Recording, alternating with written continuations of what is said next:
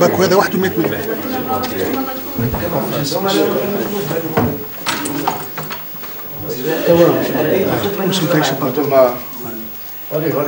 أموال نوفمبر 2009 من البنك المركزي التونسي. هذوما ظروف مغلقة تحمل أموال فيها أرقام مبدئيا كما الظرف هذا فقط 500 دينار. ظروف أخرى تحمل أموال مفتوحة.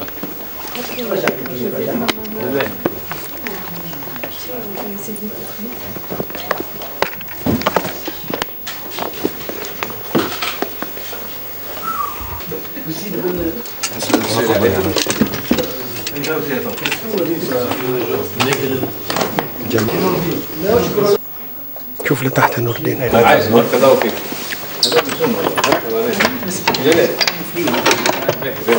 اللي لحد الآن اكتشفنا أموال ضخمة جدا، أموال تونسية وكذلك أموال أجنبية ومجوهرات عديدة.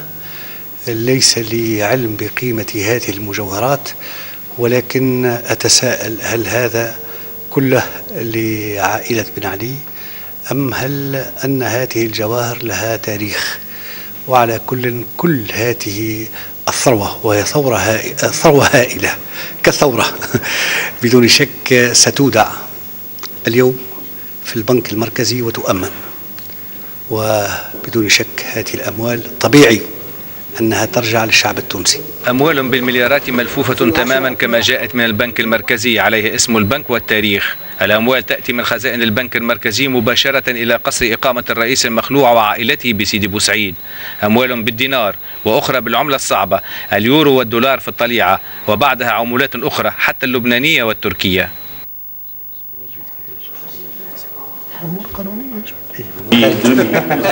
ما عندكش فيهم.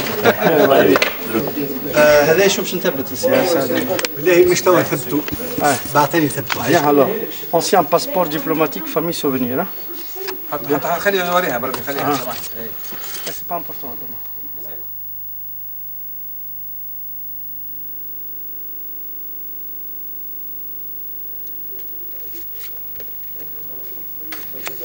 لا سي بلغاريا هذوما هذا بلغار زاده. هذوما الوحيد نتاع سيرتيفيكات جارونتي. بعطيتك ولا خليها نجم نمشي لهم. مش ياسر برك خرجنا شويه فلوس.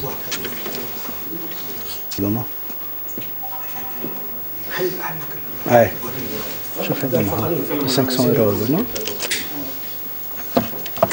هذا الشاشيد.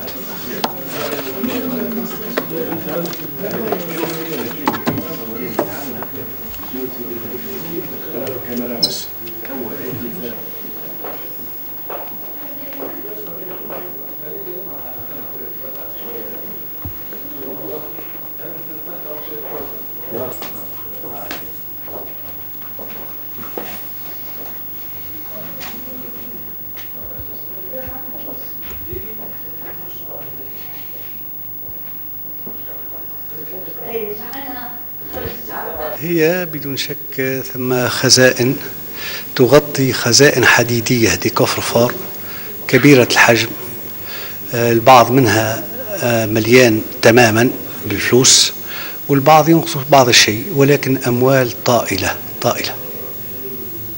في النهاية يعني بعد ما تحفظ هذا في البنك المركزي والمجوهرات ستحفظ كذلك في البنك المركزي، يعني بالطبيعة باش يكون هذا ما كان للشعب يعود إلى الشعب. نحن نقوم بالعمل حسب إجراءات قانونية بحضور عدول إشهاد وبحضور أعضاء اللجنة، ونودع لدى البنك المركزي كل هذه الثروة. وفيما بعد السلطات المعنية بعد أن تنتهي اللجنة من عملها في هذا القصر بدون شك هي مؤهلة قبل غيرها لإعطاء هذه الثروة الأبعاد التي تقتضيها. هل هناك قصور أخرى سيتم يعني العمل فيها في اطار اللجنه. الله يكون في عوننا. ثم قصور، ثم ممتلكات عديدة، ونسأل الله القوة والصبر والمثابرة. المصوغ والمجوهرات على كل لون وشكل، وساعات ثمينة لا تقدر بثمن. من أين جاءت؟ كيف جاءت؟ التحقيق سيثبت الحقيقة. هذه ظاهريا مكتبة تعتقد أن الرئيس المخلوع وعائلته يطالعون نفائس الكتب، والحقيقة أن المكتبة هي للتمويه، فما وراءها مال ومجوهرات مخفية بل مسروقة.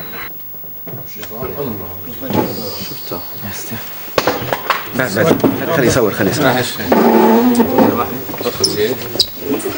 سيدي معي مراد حاول تنسي شوي.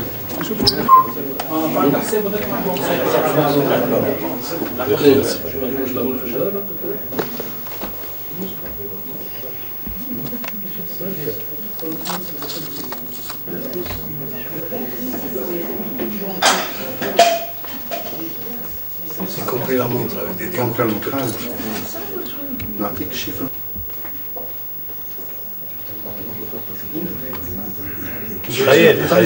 خيري كامل.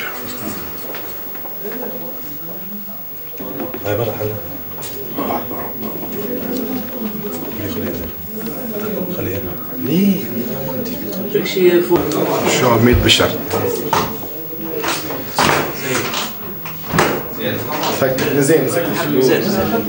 هذه الأموال الملفوفة هي من البنك المركزي مباشرة، وهناك أموال من بنوك أخرى، وهناك ظروف وضعت بداخلها مبالغ متفاوتة من 500 دينار إلى 10 ملايين. الأكيد أن الرئيس المخلوع كان يهبها إلى من يريد، وهي مخصصة للمكافآت على ما يبدو.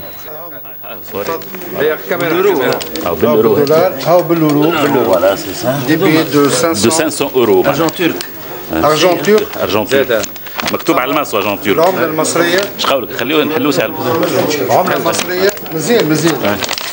هذوما الساتر يا ساتر. هذه فرنك سويس. خبراء من البنك المركزي التونسي وموظفون جاءوا لعد الأموال على أن يكشف المبلغ لاحقا، والأكيد أنه خيالي وأكثر من الخيالي. كل هذه الأموال والمجوهرات تحفظ حاليا في مخازن البنك المركزي في انتظار معرفة مصيرها. الأكيد أنها ستعود إلى الشعب لتوظف في أعمال التنمية.